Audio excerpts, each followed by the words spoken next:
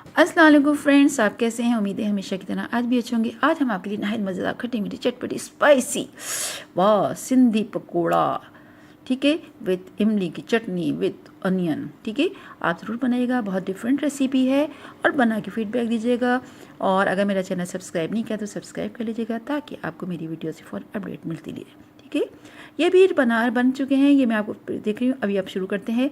चलें, इसके लिए चाहिए हमें एक अदद बड़ी प्याज, उसको हमने इस तरह काट रहे हैं। इसको छोटे छोटे स्क्वायर में भी काट सकते हैं, लेकिन मैंने अभी इस तरह काटी है। फिर एक मैंने लिया 1 कप बेसन, उसमें प्याज कटी हुई और 1 अदद हरी मिर्च डाली थी, उसको भी डाल दिया। अब इसमें मैं डालूँगी कश्त लाल मिर्च, यानी कुटी हुई लाल मिर्च शामिल की, बहुत ही जायकेदार होती है। इसमें सॉल्ट जाएगा, सॉल्ट डाल दिया मैंने अभी, यानी नमक। नमक के बाद खुश धनिया यानी साबुत धनिया, इसको चॉप नहीं किया बल्कि जैसा था वैसे के वैसे डाल दिया।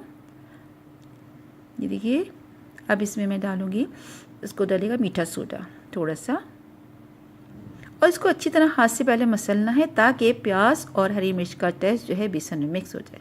अक्सर आपने देखा होगा कि हम वैसे तो बेसन बनाते हैं, इस तरह नहीं बनते, वो पहले मसाला करते हैं। ये देखिए इसको, और इसका जो बैटर बना है ये बहुत गाढ़ा बनेगा। आमतौर पे जो हम पकौड़ों का मसाला बनाते हैं वैसे नहीं होता, ये गाढ़ा है। ये देखिए इस तरह इस फॉर्म में। ठीक है, फिर ऑयल गरम किया, मैं उसमें ये पकौड़े फ्राई कर रही हूँ।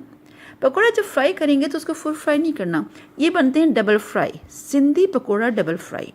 यानी आप इसको बड़े बड़े साइज़ों में मैं बना रही हूँ जल्दी जल्दी, और ज़्यादा तेज़ आग नहीं की हुई, बस ऐसे की हुई है। ठीक है, ये देखा आपने। इसको बना के इसको मैं पलट ली और इसको मैं अभी निकाल दूँगी। यानी अभी अंदर से कच्चे हैं, सिर्फ ऊपर से ये थोड़ा सा बस फ्राई हुए हैं। ये मैंने इसको निकाल दिया, और इस तरह दूसरा भी जो भी बेसन बना हुआ है, पेस्ट बना हुआ है, वो भी मैं इसके पकोड़े बना दूँगी।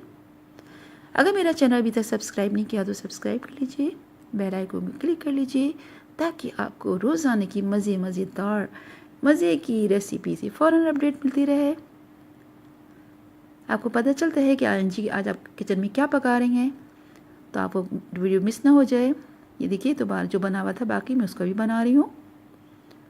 मौसम अच्छा होता है, रमज़ान में भी बनाइए, बारिशों के सीज़न में भी बनाइए, बिल्कुल डिफरेंट रेसिपी है। आप बनाएंगी, आप ट्राई बनाएंगे तो वाकई में आपको लगेगा कि आज बहुत अच्छी डिफरेंट सी पकौड़ों की रेसिपी आज आपको मिली है।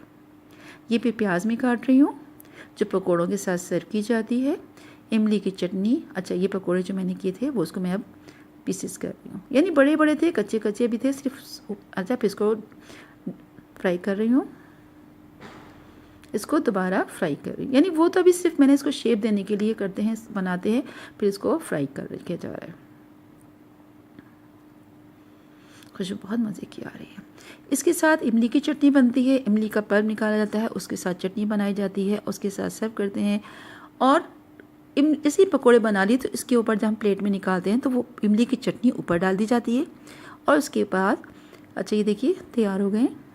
मैं बीच में इतनी बातें करती हूँ ना, तो हाँ ये देखिए तैयार हो गए पकौड़े, वाह ज़बरदस्त, क्रिस्पी, टेस्टी, वाह खुशबू तो लाजवाब है। तो ये देखिए आपके पकौड़े तैयार हो गए, सिंधी पकौड़े डबल फ्राई। ठीक है, ये इमली की चटनी है, इसके साथ प्याज है जो उसके साथ सर्व की जाती है, इससे खाई जाती है। और जब प्लेट में हम निकालते हैं तो हम क्या करते हैं, इसको पकोड़े लिए उसके ऊपर ये जो चटनी बनी हुई वो उसके ऊपर फैला देते हैं अच्छी तरह, और उसके बाद प्याज भी जो बारीक बारीक कटी हुई वो डाल देते हैं, और उससे इमली की जो चटनी है वो हर पकौड़े में आ जाती है। बहुत मज़ेदार, खट्टे और स्पाइसी और बड़े डिफरेंट स्टाइल का टेस्ट होता है। वाह, देखा, वाह वाह। ये देखिए इस तरह पूरी प्लेट में, जैसे हम कहते हैं ना छोले दही बड़ी की चाट डाली, तो इस तरह पकौड़ों के ऊपर भी इमली की चटनी फैला दी जाती है और उस पर प्याज बारीक बारीक डालते हैं। और ये पकौड़े जो है बहुत ही ज़रा खट्टे स्पाइसी मज़ेदार होते हैं। आप ज़रूर बनाइएगा, फीडबैक दीजिएगा, अपना ख्याल रखिएगा। इंशाल्लाह नई रेसिपी के साथ फिर हाजिर होंगे। Okay, bye.